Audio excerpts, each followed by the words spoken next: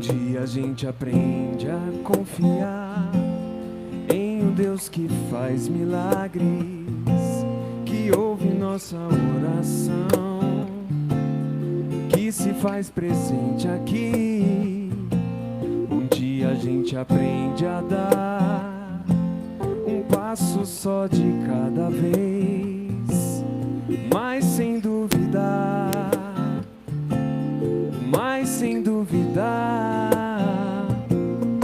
Ele continua sendo bom, Ele continua sendo Deus, Ele continua sendo bom, Ele continua sendo Deus. Oh.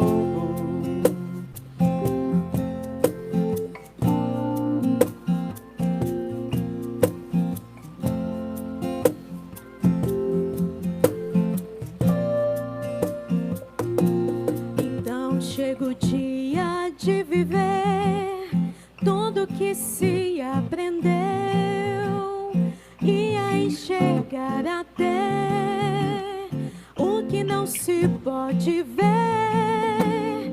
Chega o dia de entender, até ouvir o não de Deus, mas sem duvidar,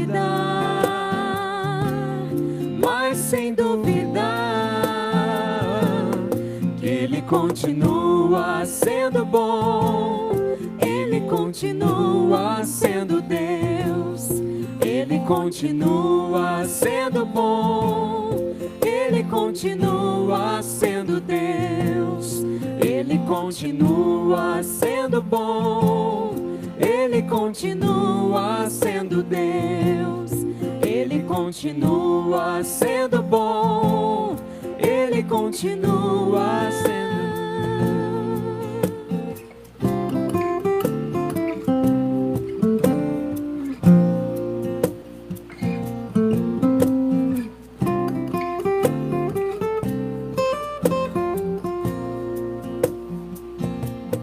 Ele continua sendo bom, Ele continua sendo Deus, Ele continua sendo bom, Ele continua sendo Deus, Ele continua sendo bom, Ele continua sendo Deus, Ele continua sendo bom, Ele continua. Olá, queridos, graça e paz da parte de Jesus Cristo. Quero desejar a todos vocês uma excelente e abençoada noite de quarta-feira. Temos tido o privilégio de, nesses encontros, mesmo que virtuais, sermos tocados por Deus pela palavra. O Senhor tem falado ao nosso coração de tantas formas, por tantas bocas, e é tão bom poder saber que Deus insiste em falar conosco. Por sua palavra encontramos caminho, propósito e direção. E hoje eu quero trabalhar em cima de um tema. Tenho certeza que, apesar de ser um tema tão recorrente, ele nunca é vencido, porque se trata de uma necessidade muito importante, que eu e você sempre temos, que é de encontrarmos descanso. Eu quero ler um texto que vai ser base para a nossa reflexão nessa noite de quarta-feira. Esse texto é o Salmo 37, e leremos dos versos de 3 a 7, a parte A do versículo, que diz assim: Confia no Senhor e faze o bem, habita na terra e vive tranquilo. Deleita-te no Senhor, e Ele concederá os desejos do teu coração. Entrega o teu caminho ao Senhor, confia nele e Ele tudo fará. Fará sobressair a tua retidão como a luz e a tua justiça como o meio-dia. Descansa no Senhor e espera nele. Eu quero orar com você nesse início de culto. E junto com você, vamos suplicar, Deus nos ajude a compreender a Tua Palavra, abra o nosso entendimento, abra o nosso coração, e nessa oração vamos pedir, Senhor, nos ensine a aprender pela Tua Palavra e pela ação do Teu Espírito Santo, a encontrar descanso, a vivermos a experiência celestial, divina, poderosa, da parte de Deus para nós, que é encontrar descanso para a nossa alma. Eu te convido então a orar comigo, nos preparando então para esse momento da palavra. Senhor, nós somos gratos a Ti pela Tua palavra. O nosso coração se alegra, porque não estamos vivendo às cegas. Temos uma direção muito clara da Tua vontade para nós. Quando lemos a Tua palavra, temos norte, direção, propósito. O Senhor nos dá, ó Deus, o privilégio de enxergar. E nesta noite, quando iremos ministrar na Tua palavra sobre o tema descanso, mais do que qualquer outra coisa, mais do que entender esse tema, nos ajude a viver essa experiência do descanso. Nós somos, ó Deus, afetados por tantas coisas que nos cercam, por circunstâncias tão adversas, e é muito comum vivermos o cansaço, a fadiga, mas queremos que o Senhor nos dê o privilégio do descanso. Por isso, fale ao nosso coração pela Tua palavra, em nome de Jesus. Amém e amém. Essa palavra ela é muito conhecida, inclusive tenho citado com alguma frequência esse fragmento em outras ministrações, mas senti o desejo de compartilhar especificamente sobre esse texto nessa ocasião. Bom, mas vamos pensar em uma coisa preliminar aqui. Todos nós iremos, ao longo da vida, as proporções podem mudar, as situações podem mudar, mas todos nós iremos enfrentar, de algum modo, um certo cansaço em nossa jornada. Isso é absolutamente humano, mas há cansaços e cansaços. Há cansaços que a gente consegue resolver com uma boa noite de descanso, uma boa noite de sono. E há outras fadigas espirituais, emocionais, há outros cansaços que você pode dormir uma semana e isso não vai resolver, porque está num outro patamar ou em outro nível de cansaço. Cansaço que envolve, ou fadigas que envolve a sua alma, fadigas espirituais, fadigas emocionais profundas. E nós precisamos aprender com o Senhor a encontrar descanso. O tema de hoje é exatamente isto, a nobre tarefa de aprender a descansar.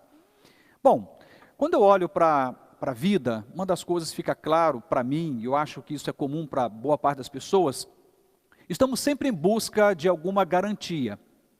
Seja à medida em que escolhemos a compra de um veículo, ou seja, quando iniciamos um relacionamento, ou quando decidimos por ter um filho, estamos em busca de segurança, estamos em busca de alguma garantia e de alguma certeza. E talvez você diga o que há de errado em querermos garantias quando compramos um produto. Eu diria nada, em princípio, mais do que óbvio e esperado. O que há de errado em querermos uma garantia quando iniciamos um relacionamento? A gente começa o namoro, isso pode virar um noivado, você pode vir a se casar, e a gente quer ter uma convicção, uma certeza, um chão, queremos ter garantias de que vai ficar tudo bem. A grande questão é que em algumas áreas da vida, essas garantias podem até serem prometidas ou oferecidas ou verbalizadas. Alguém que te vende um carro promete um bom produto e você jura que não vai ter dor de cabeça. E boa parte das vezes você pode sim ter uma grande dor de cabeça no pós-venda. Pessoas começam um relacionamento fazendo juras de amor, prometendo muitas coisas umas às outras, e até que a morte os separe, e o primeiro enfrentamento de maior grandeza é suficiente para abalar o coração dele ou dela, e de repente aquela garantia ela já não está mais presente. Você começa uma vida familiar, decide por ter filhos, você está em busca de garantia de que vai dar tudo certo, você vai criar seus filhos, vai funcionar tudo perfeitamente bem como você planejou. Em algum momento a vida vem, te surpreende e você percebe que essas garantias não funcionaram. Eu diria que por mais que eu e você desejamos, isso não é ilegítimo, isso é normal e esperado, algum tipo de garantia para aquilo que nos cerca, para as decisões que tomamos, para as escolhas que fazemos, a grande verdade é que na vida não temos quaisquer garantias. E não podemos falar dentro daquilo que é humano, daquilo que é terreno, daquilo que é nosso. Não podemos falar de certezas, de chão, de convicções. Então pode sugerir que estamos vivendo numa história de vida marcado por digamos, uma pavimentação ruim, uma estrada esburacada, irregular, que podemos tomar muitos tombos enquanto tentamos andar por ela, podemos nos machucar e ter muitos prejuízos.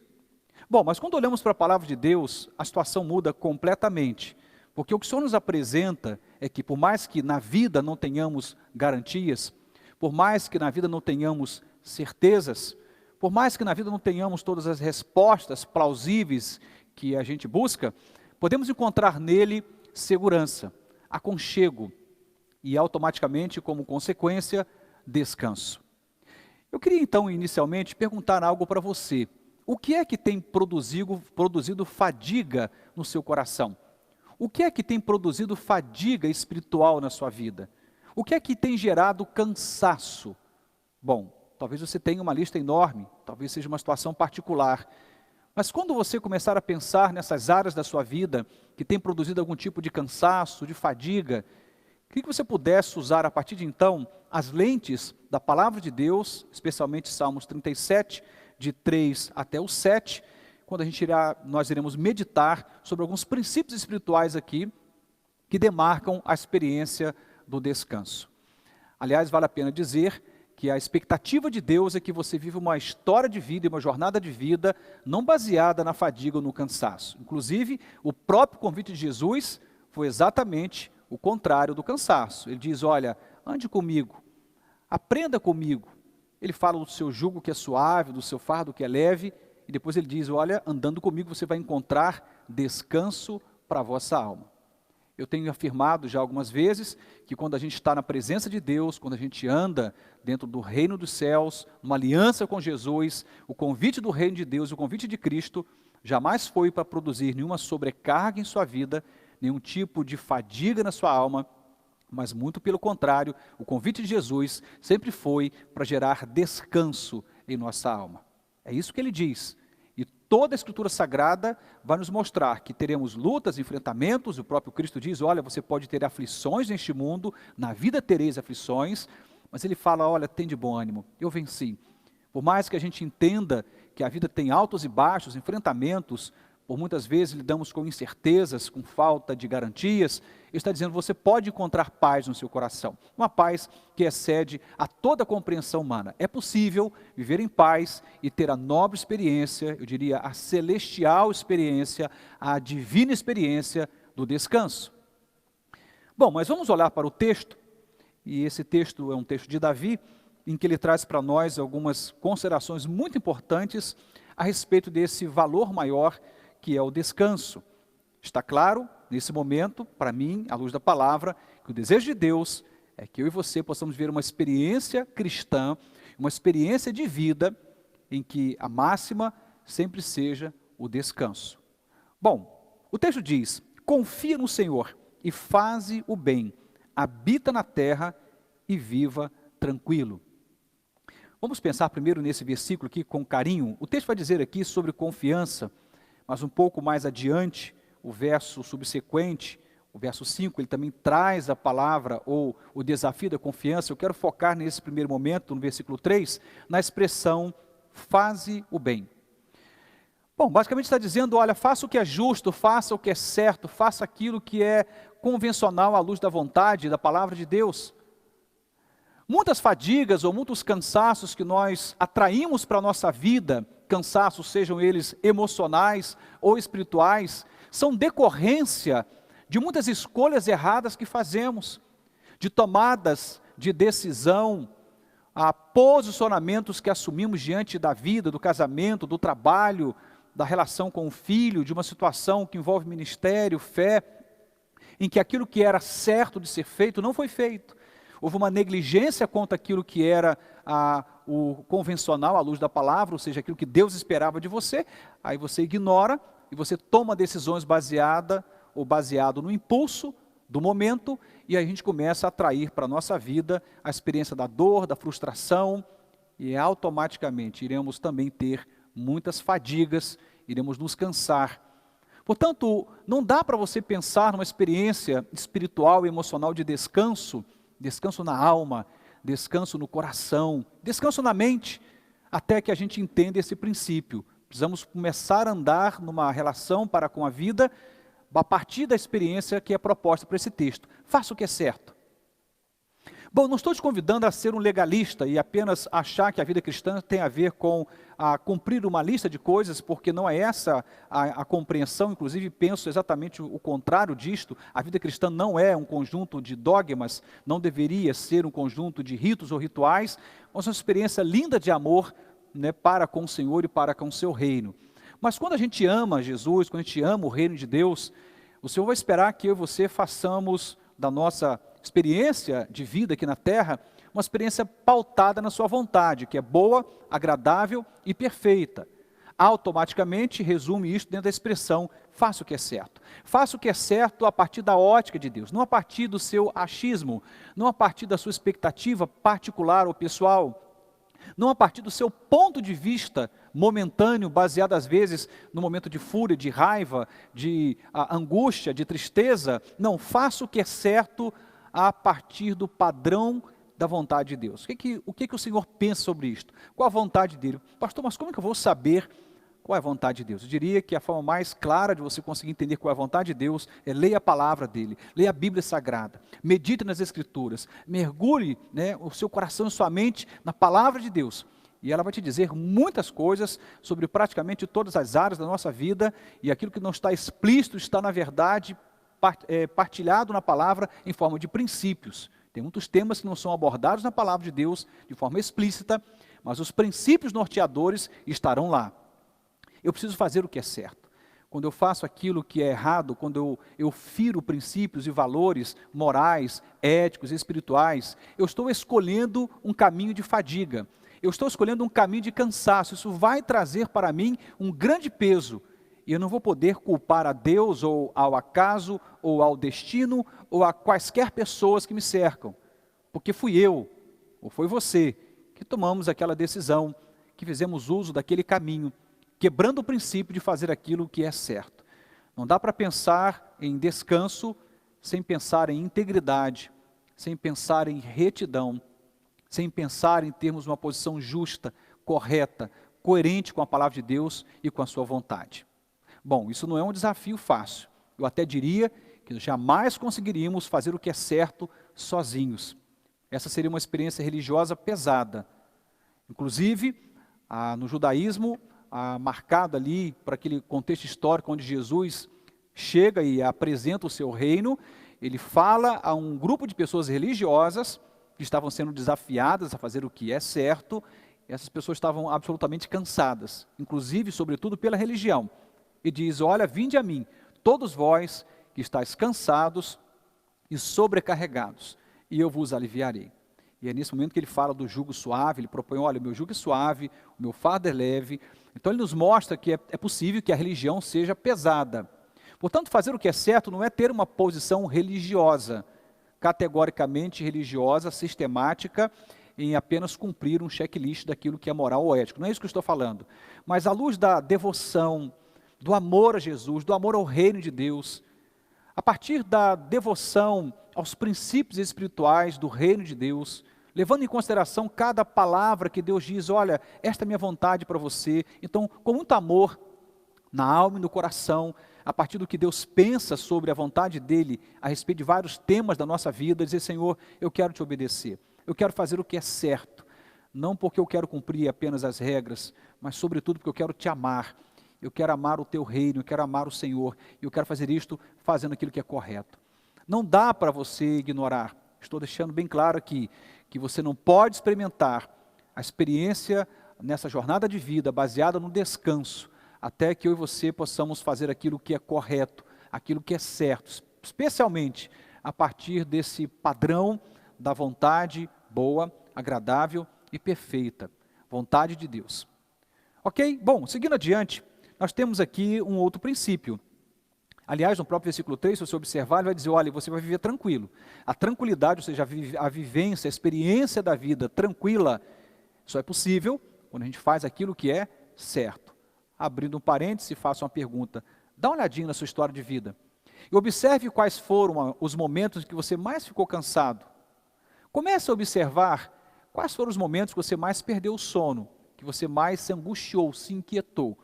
Quais foram os momentos em que você ficou no extremo do seu cansaço emocional e espiritual. Você vai chegar a uma conclusão, é possível que hajam exceções, mas a regra, você vai chegar à conclusão de que alguma coisa, algum princípio foi ferido, você tomou algum caminho, fez alguma escolha, andou por alguma proposta de vida que feria aquilo que era a vontade de Deus para a sua vida. Portanto, faça o que é certo. Isso vai te ajudar a viver tranquilo e encontrar descanso. Bom, seguindo aqui a palavra, ele vai dizer também, deleita-te no Senhor e Ele te concederá os desejos do teu coração. Uma das coisas que rouba bastante a nossa paz é quando temos sonhos frustrados. É quando você não consegue ver os desejos do seu coração sendo realizados. e você espera algo no trabalho, aquilo não vem, aquilo vai gerando cansaço emocional. Você espera algo no seu relacionamento amoroso, seu casamento, seu namoro, e aquilo não acontece, isso vai gerando cansaço emocional, vai gerando cansaço, fadiga espiritual. Você espera algo em relação a qualquer área da sua vida, de um filho, de um pai, de um amigo, você espera de você mesmo, do governo, sei lá do mais o quê, e você consegue ter uma expectativa até às vezes elevada, mas muito frustrada, porque aquilo não acontece. Você espera e aquilo não acontece, e à medida em que isso vai passando, isso vai adoecendo o seu coração, até porque a Bíblia diz que a esperança adiada adoece o coração. A gente espera um dia, uma semana, a gente espera um ano, mas quando você vai esperando demais, aquilo não acontece, isso vai gerando doença no seu coração. Isso vai te machucando e te ferindo. E esse texto diz aqui que é possível que Deus realize os desejos do coração do homem. Só que o detalhe está um pouco antes, está no deleite. Deleite-se também no Senhor. Eu quero pensar um pouco sobre essa expressão, para ficar um pouco mais claro o que a segunda parte do versículo nos diz. A segunda parte ela é muito interessante, todos nós queremos para nós. Queremos que os desejos do nosso coração se realizem. Voltando aqui à linha de raciocínio, o cansaço, a fadiga, pode ser também decorrente de desejos frustrados, de expectativas ou esperanças que elas não se efetivaram.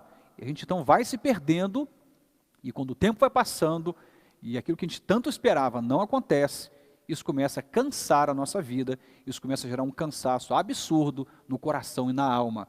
E automaticamente um cansaço mental, aquilo passa a ser perturbador dentro da nossa cabecinha. Dentro do nosso coração e mente, a gente começa a enfrentar batalhas profundas. Mas o detalhe é o que vem antes, ele diz, deleita-te também no Senhor. Bom, o que significa isto, pastor? Ele está dizendo, agrada-te também do Senhor. Olhe para Deus como a sua melhor parte. Tenha em Jesus a melhor porção da vida.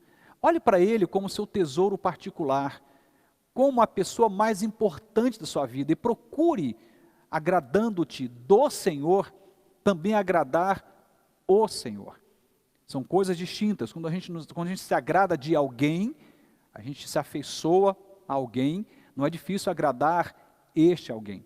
Agrada-te do Senhor, isso vai te ajudar a agradar o Senhor.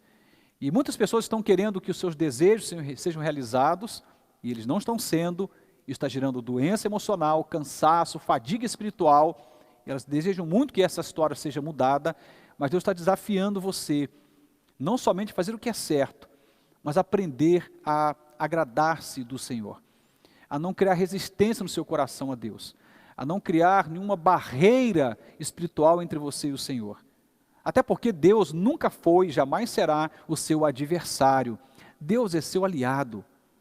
E não somente aliado, Ele se mostra, e isso está claro para mim nos Evangelhos, especialmente nessa chamada oração do Pai Nosso, em que Ele diz, olha, eu quero ser o seu Pai. E essa palavra me chama tanta atenção, eu já falei sobre isto, inclusive mais recente, porque ela fala de aproximação. Ela fala de um Deus que não deseja ser um Deus de longe, um Deus que quer ser um Deus de perto, um Deus de intimidade. E quando a gente começa a olhar para esse Deus que quer ser nosso Pai, e Ele nos adota, somos filhos, sim, por adoção, mas nos adota e somos participantes do seu reino, cordeiros com Jesus. Ele está dizendo, olha, eu quero você aqui perto de mim. E a gente então começa uma relação íntima com Deus, a gente começa a amar ou aprender a amar a Deus, quando a gente começa a se agradar do Senhor, a não ter barreiras ou resistências, mas se entregar numa relação de intimidade, de devoção, a gente começa então a alinhar o nosso coração ao coração de Deus. Agora está o grande segredo, eu quero pensar aqui rapidamente sobre isto, mas preciso frisar, que tipo de desejo no nosso coração Deus vai realizar? Eu diria, os desejos do nosso coração que estão alinhados ao coração dele. Deus não vai atender às insanidades do coração humano. A gente sente muita coisa esquisita, a gente deseja algumas coisas absurdas, e não dá para pensar em Deus como o gênio da lâmpada, a gente vai esfregar e 3 grandes pedidos serão atendidos, não é isto. Mas quando a gente se agrada do Senhor, a gente passa também a agradar o Senhor, e o nosso coração começa a ficar alinhado ao coração dele. Então, os desejos que passam a surgir no nosso coração, eles já são legítimos, porque eles nascem da relação com Deus, eles têm origem nesta aliança de intimidade e de amor com o Senhor. A gente passa a desejar uma outra coisa, em outro nível. A gente passa a ter desejos que estão apontando para aquilo que é eterno, para aquilo que transcende ao que é meramente humano e até pecaminoso. A gente passa a desejar uma outra coisa. E a gente passa então a sair do campo da frustração para o campo da realização. Porque os desejos que nascem no coração de Deus, os desejos que brotam do reino de Deus, aqueles que estão alinhados ao coração de Deus, eles irão se realizar. E Deus passa a ter o prazer, quando a gente aprende a se agradar nele e agradá-lo, a gente passa a ver um Deus que realiza os desejos, e ele passa a ter o prazer de te ajudar, a fim de que os seus desejos, que agora estão alinhados ao coração dele, se realizem. Vou voltar e afirmar, e não é o gênio da lâmpada que vai te atender os 3 principais pedidos da vida. Há critério, e o critério é, seu coração está alinhado ao coração de Deus? Você tem se deleitado ou se agradado do Senhor e, como consequência, agradado o Senhor? Porque se você está fazendo isto, o seu coração está alinhado ao coração de Deus, naturalmente, você vai desejar uma outra coisa, em um outro nível, porque a fonte do seu desejo será celestial, e Deus vai realizar os desejos do seu coração, de tal modo que você sai do campo da frustração para o campo da realização. E no lugar da fadiga, do cansaço, começa a vir descanso e satisfação. O texto prossegue, ele fala algo agora no verso 5, que é desafiador, mais do que os 2 princípios que eu acabei de afirmar, eu diria, vai afunilando e vai aprofundando o desafio, e agora o desafio é: entrega o teu caminho ao Senhor, confia nele e ele tudo fará. Eu vou frisar aqui a expressão: entrega o teu caminho. Como é difícil essa tarefa. Confesso a vocês, que eu luto todos os dias, são quase 30 anos andando com Jesus, conhecendo a palavra, orando, praticando a vida devocional, procurando alinhar meu coração ao coração de Deus, mas como é difícil a experiência da entrega, da rendição. Por vezes a gente sofre muito, porque a gente se agarra àquilo que nós entendemos, na nossa compreensão, por muitas vezes às cegas, que temos resposta, que temos solução, que sabemos como resolver, até que a gente é vencido pelo cansaço, e não somente não resolvemos aquilo que queríamos tanto resolver, como nos perdemos no labirinto de dores, frustrações, decepções, e não conseguimos chegar absolutamente a lugar algum. E aí a gente então começa a se perceber perdido na vida, sem saber muito bem o que fazer para mudar a ordem das coisas. No entanto, nesse texto, o desafio, que é extraordinário, que é fora da média, é entrega. Ele está dizendo, olha, a solução não está em você. Não é você que vai encontrar a resposta que você precisa. Lembra quando eu falei no começo? Eu disse que a gente está em busca de certezas, de garantias, de respostas, como se a vida pudesse nos dar tudo isto.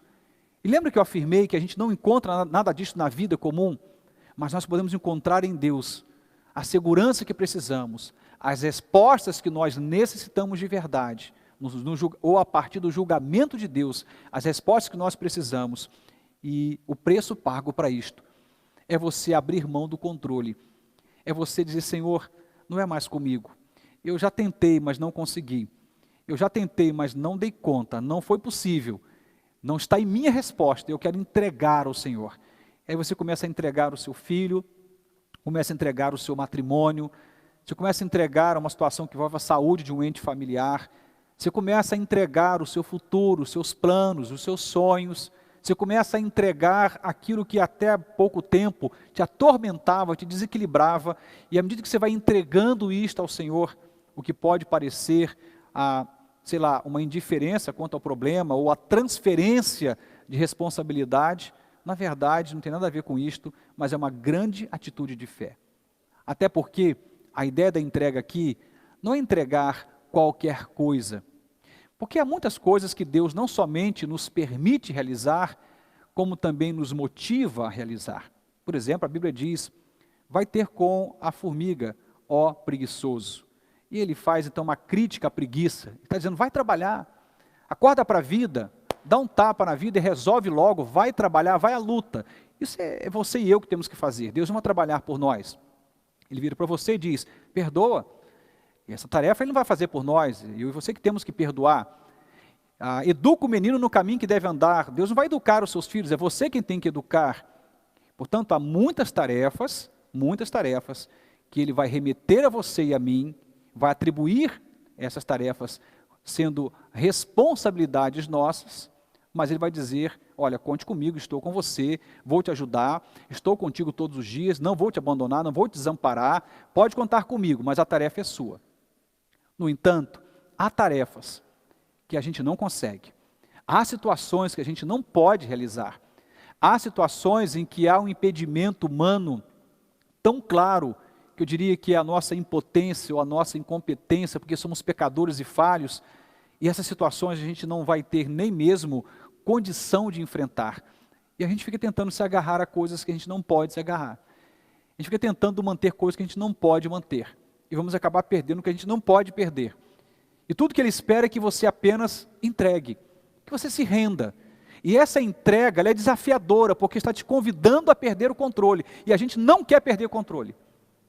Somos uma geração marcada por um extremo individualismo, em que cada um é juiz de si mesmo, em que decide a própria vida, há pouca partilha até mesmo na família e no casamento, cada dia mais as pessoas são amantes de si mesmas, como já dizia Paulo a Timóteo, como dizia Paulo também à igreja em Corinto, em que o amor, via de regra, deveria ser um amor que não busca os seus próprios interesses, mas parafraseando com a carta a Timóteo, está dizendo, olha, infelizmente, nos últimos dias, os homens iriam ferir esse princípio, iriam ser amantes de si mesmos, portanto, egocêntricos, em si mesmados, pensando a partir daquilo que é importante para si e não para o outro, de modo em que a gente passa a acreditar que temos algum controle, e a Bíblia diz, olha, você perdeu o controle. Há situações na vida em que você perdeu o controle, e você não vai ter como sair disto, até que você entregue, até que você se renda.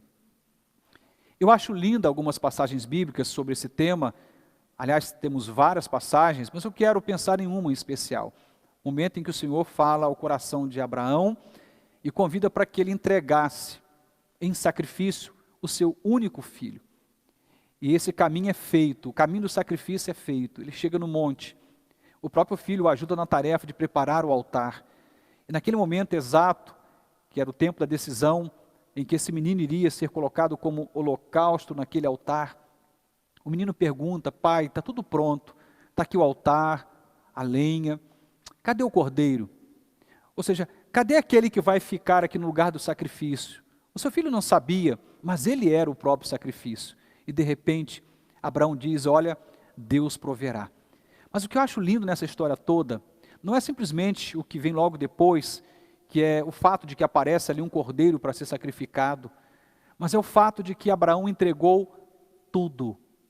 Ele entregou o seu melhor. A gente entrega algumas coisas para Deus, mas o desafio maior é entregar tudo que somos e que temos.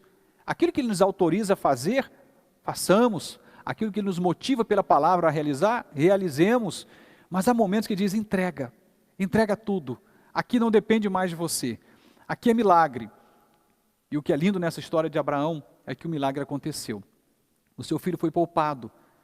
Um outro momento, uma outra narrativa vai dizer que Abraão sabia que mesmo que tivesse que sacrificar o seu filho, esse filho iria voltar à vida, porque Deus tinha o poder de ressuscitá-lo.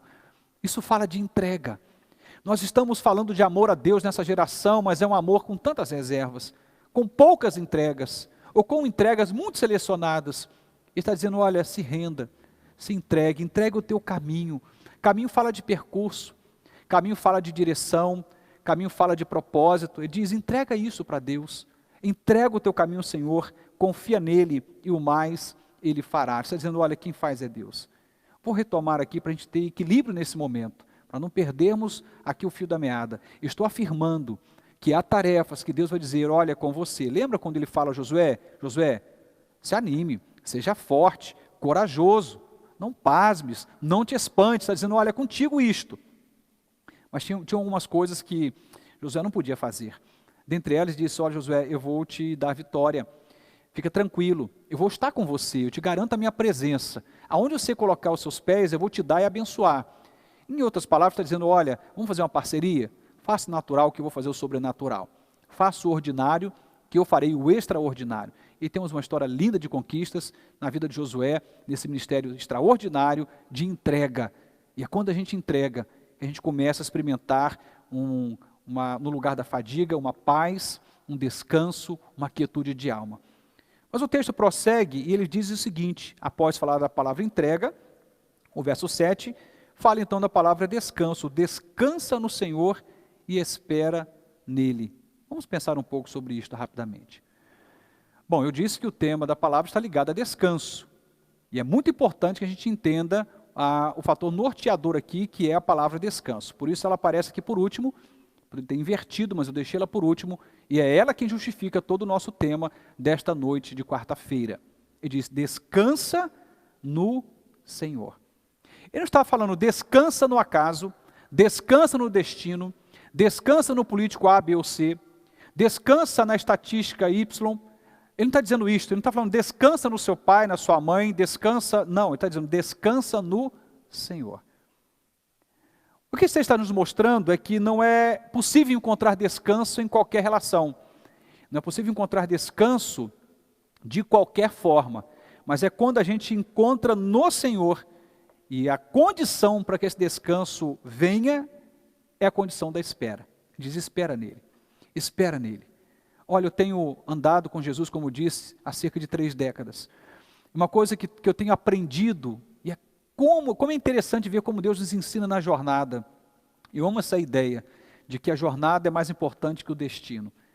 Eu sei para onde estou indo, há uma promessa eterna de Deus para mim e para você. Diz: olha, ande comigo, e o fim dessa história, você vai morar comigo eternamente. O texto fala de céu, o texto fala de eternidade ao lado do Senhor. Mas mais bonito do que pensar no fim da jornada, é na própria jornada com Deus. Como a gente aprende? Eu tenho aprendido ao longo da vida que a gente precisa aprender a lidar melhor com a expectativa e com a espera. Porque Deus não erra. Eu tenho aprendido que Deus não comete equívocos. Deus não joga dados, não tira sorte. Deus não faz isso. Deus é um Deus de propósito. Deus é um Deus de direção clara. A Bíblia diz que Deus não é um Deus de confusão, de jeito algum. Aonde há um caos, aonde há confusão, aonde as coisas estão fora do lugar, estão desajustadas, desconfia, porque não pode ser Deus o grande autor, o protagonista daquela situação, porque Deus não é Deus de confusão. E quando Ele me recomenda e te recomenda a entregar, a confiar, foi o que nós vimos agora há pouco, e no final diz: descanse e espera nele. Ele está dizendo basicamente: olha, eu não vou cometer erros, eu não sou homem para errar, eu sou perfeito em meu propósito ou em meus propósitos, e a minha vontade ela é boa para você, ela é agradável para você, ela é perfeita para você, e eu não vou errar. Quando a gente começa a entender isto, que Deus não se equivoca, quando a gente começa a entender esse princípio de que mostra um Deus que não erra, um Deus que é perfeito em tudo, um Deus que tem projeto para a nossa vida e que o que Ele tem para nós é sempre bom e agradável, a gente começa a entender um pouco melhor a necessidade de lidar com a espera de um jeito diferente. Eu falei lá atrás que muitas das nossas frustrações e cansaços são decorrentes das esperas que fazemos ao longo da vida sem respostas. Sim, tem muita coisa que nós esperamos e que nunca veio e talvez nunca venha. Isso adoece o nosso coração. Mas quando nosso coração está alinhado ao coração de Deus, quando a gente aprende a se agradar do Senhor e agradar o Senhor, quando a gente faz o que é certo, quando a gente estabelece uma relação de confiança com Deus, a gente começa a fazer um caminho de entrega, de rendição, Deus começa a alinhar a nossa vida e Ele começa a pavimentar o nosso caminho de um jeito diferente. No lugar dos buracos que te levavam às quedas, você tem agora uma estrada limpa, reta, perfeita, pronta para você caminhar com segurança. E a gente começa então a encontrar descanso.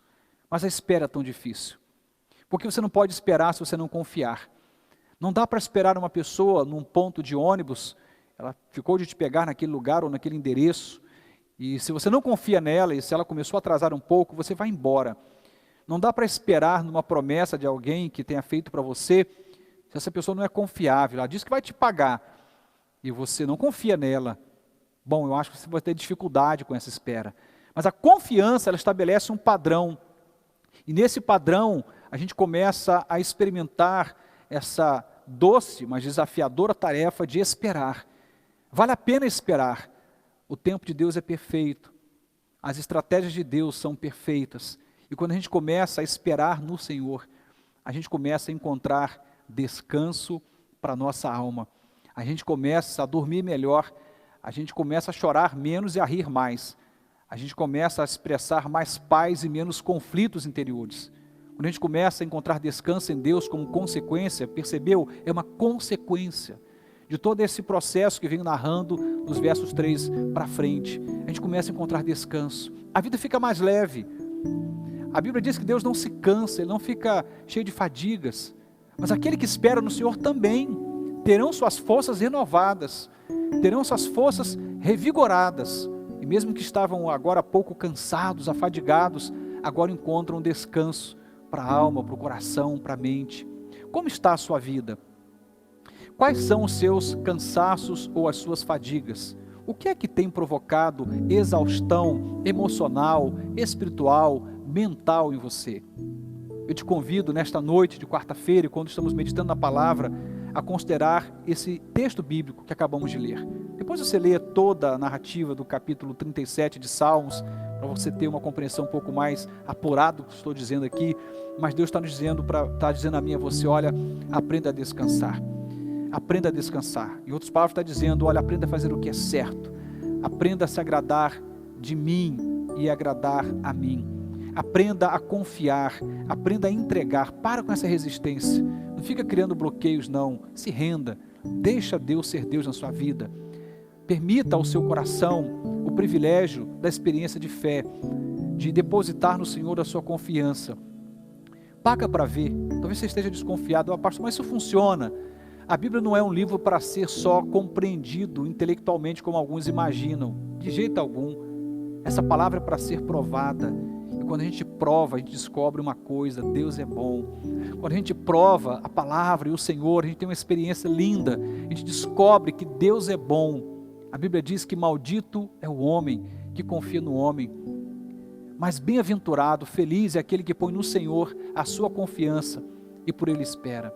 A Bíblia diz também que bom é o Senhor para aqueles que por Ele esperam, para a alma que o busca. Deus quer manifestar bondade sobre a sua vida.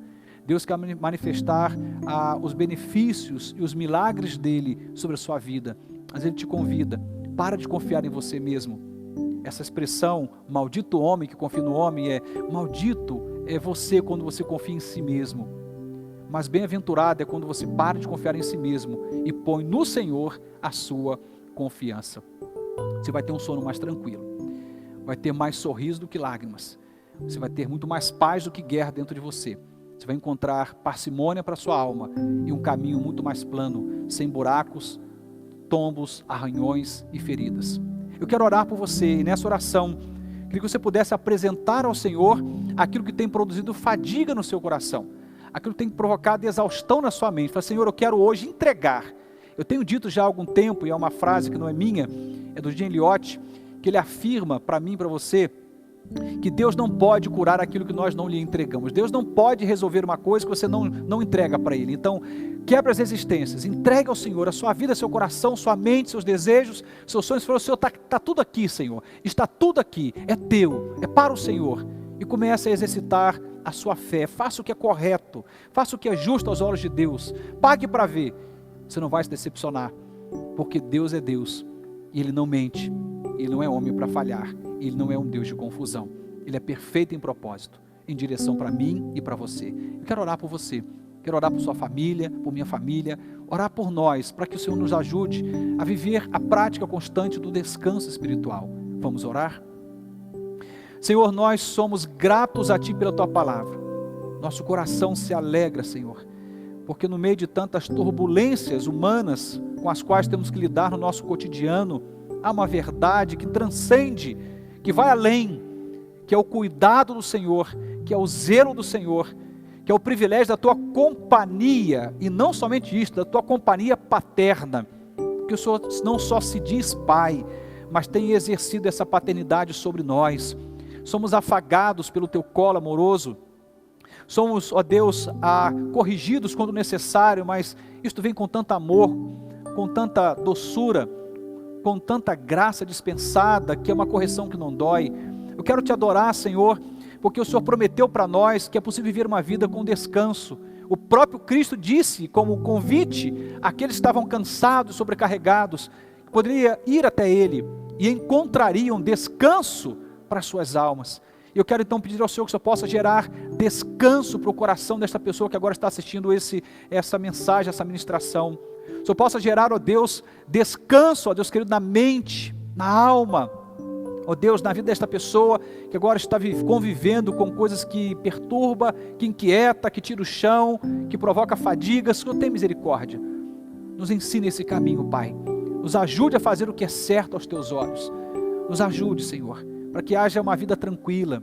Nos ajude, ó Deus querido, a fazer aquilo que o Senhor está nos convidando a fazer, entregar, nos deleitarmos em Ti, confiarmos em Ti, entregarmos ao Senhor. Ó Deus, não queremos controle, eu particularmente não quero controle de nada, mas eu deixo para o Senhor, Senhor meu e nosso, Rei dos reis, Senhor dos senhores, aquele que reina em todo o tempo, sobre todas as coisas, sobre todos nós. O controle é Teu, Senhor. Nós entregamos tudo que nos incomoda diante de Ti e suplicamos as Tuas mais infinitas misericórdias sobre nós, e o fazemos em nome de Jesus. Amém e amém. Estamos chegando ao final dessa celebração. A minha oração e também o meu desejo é que Deus te ajude a encontrar muita paz, que Deus te ensine esse caminho do descanso. Não é mágica, não tem segredos, tem revelações, e eu trago aqui apenas uma porção de tantas outras porções da Bíblia que vão nos mostrar o caminho do descanso. E todas essas porções da Bíblia vão chamar a atenção para um ponto maior: a confiança em Deus, a entrega. Deixa Deus reinar sobre você. Que você tenha um ótimo restante de semana na presença de Jesus, e até a nossa próxima transmissão, domingo pela manhã às 10 horas. Deus te abençoe e uma ótima noite. Amém.